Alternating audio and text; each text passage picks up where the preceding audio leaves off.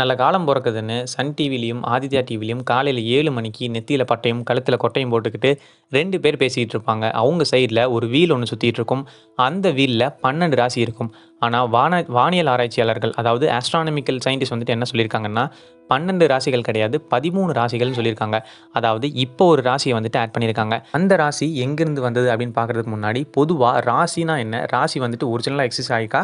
இல்ல ஜோசியத்துல விட்ட கதையா? அப்படின்னு சொல்லி நம்ம பார்ப்போம். பொதுவா ராசிகள் மேஷத்திலிருந்து ஆரம்பிச்சு மீனம், மகரம், கும்பம்னு சொல்லி 12 ராசிகள் இருக்கு. இந்த 12 ராசிகளுமே வந்துட்டு எப்படி வந்துச்சுன்னு பார்த்தீங்கன்னா, சூரியன் வந்துட்டு வானத்துல பார்க்கும்போது நட்சத்திரங்கள் எல்லாமே ஒவ்வொரு வடிவத்தில் இருக்கும். எடுத்துக்காட்டுக்கு சிங்கம் மாதிரி இருந்துச்சுன்னா, சூரியன் அந்த பக்கம் போய் நிக்கும்போது அதுக்கு சிம்மம் அப்படின்னு சொல்லி ராசி பேர் வச்சுட்டாங்க. அதே நேரத்தில் மீன் ஷேப்பில் இருந்துச்சுன்னா அதுக்கு வந்துட்டு மீனம்னு சொல்லி ஒரு பேர் வச்சுட்டாங்க. ஆனால் இது எல்லாமே வந்துட்டு ஒரு குறிப்பிட்ட டைம் பீரியடுக்கு வந்துட்டு வானத்தில் வந்துட்டு தெரியும். ஸோ அதனாலேயே ஒரு டேட்டை வச்சு இந்த டேட்டுக்குள்ளே பிறந்தவங்கெல்லாம் இந்த ராசிக்காரங்கன்னு சொல்லியிருக்காங்க.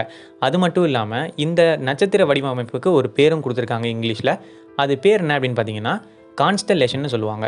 ஒவ்வொரு கான்ஸ்டலேஷனும் ஒவ்வொரு ஜோடியாக் சைன், அதாவது ஒவ்வொரு ராசி நட்சத்திரம் அப்படின்னு சொல்லுவாங்க.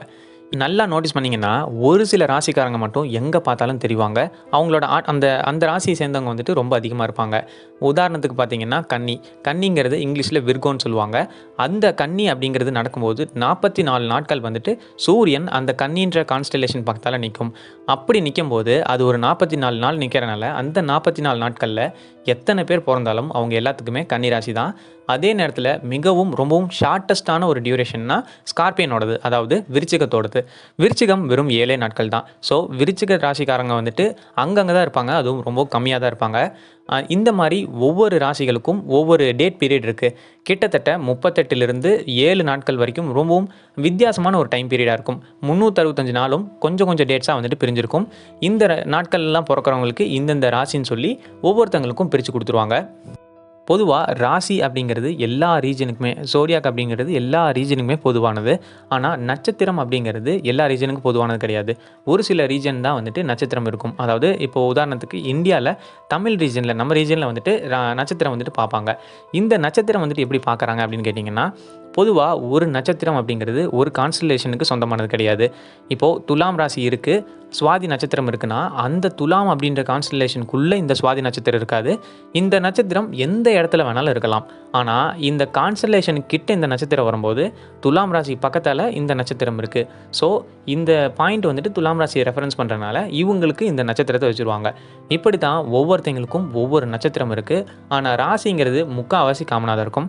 நட்சத்திரத்தில் வந்துட்டு 27 நட்சத்திரம் இருக்குது. கிட்டத்தட்ட 88 நட்சத்திரம் இருக்குது. ஆனால் அதில் வந்துட்டு வெறும் 27 நட்சத்திரம் தான் வந்துட்டு ஆஸ்ட்ராலஜிக்கு யூஸ் பண்ணுறாங்க. அதே மாதிரி கான்ஸ்டலேஷன் ஊருப்பட்ட கான்ஸ்டலேஷன் இருக்குது. அதுலேயும் ஒரு சிலது கிட்டத்தட்ட 12 மட்டும்தான் வந்துட்டு நம்ம ராசி நட்சத்திரத்துக்கு யூஸ் பண்ணுறாங்க. 13வது ஒரு ராசி சொன்னியே, அதோட பேர் என்ன அப்படின்னு கேட்டிங்கன்னா, அதோட பேர் வந்துட்டு ஓபியூக்கஸ்ன்னு சொல்லுவாங்க. இந்த ஓபியூக்கஸ் ராசியோட நாட்கள் வந்துட்டு எவ்வளோ தூரம் இருக்குன்னு பார்த்தீங்கன்னா 18 நாட்கள் இருக்கும். ஆனால் இது வந்துட்டு 12 ராசிகள் முடிஞ்சதுக்கப்புறம் 13வது வரனால அந்த காலகட்டத்தில் வந்துட்டு இந்த கான்ஸ்டலேஷன் அப்படிங்கிறது பெருசாக தெரியல. அதனாலேயே இதை வந்துட்டு ஒமிட் பண்ணிவிட்டு 12 ராசியை மட்டும் யூஸ் பண்ணிட்டு இருந்திருக்காங்க. இப்போது பூமி லைட்டாக நகர இந்த கான்ஸ்டலேஷன் வந்துட்டு உள்ளே வர ஆரம்பிச்சிருச்சு. அதனாலேயே இப்போ 13வது ராசியும் ஒன்று இருக்குது அப்படின்னு சொல்கிறாங்க. இப்போது அதே நேரத்தில் உங்களுக்கு இன்னொரு கேள்வி இருக்குது. அதாவது அப்போ பார்த்த டேட், அப்போ ராசி வச்சு ஒரு நாட்கள் குறித்து வச்சுருப்பாங்க. அந்த நாட்களும் இப்போ இருக்க நாட்களும் ஒன்றா அப்படின்னு சொல்லி கமெண்ட்டில் சொல்லுங்கள். அப்படி தெரியலனா அதுக்கு நான் இன்னொரு வீடியோ போடுறேன், அதுக்கும் மறக்காமல் கமெண்ட் பண்ணிடுங்க. ஸோ இந்த வீடியோ பற்றி நீங்கள் என்ன நினைக்கிறீங்க அப்படிங்கிறத மறக்காமல் கமெண்ட் பண்ணிவிட்டு ஒரு சப்ஸ்கிரைபும் லைக்கும் பண்ணிடுங்க. அது வரைக்கும் நான் உங்கள் ரூக் தமிழ் சைனிங் ஆஃப்.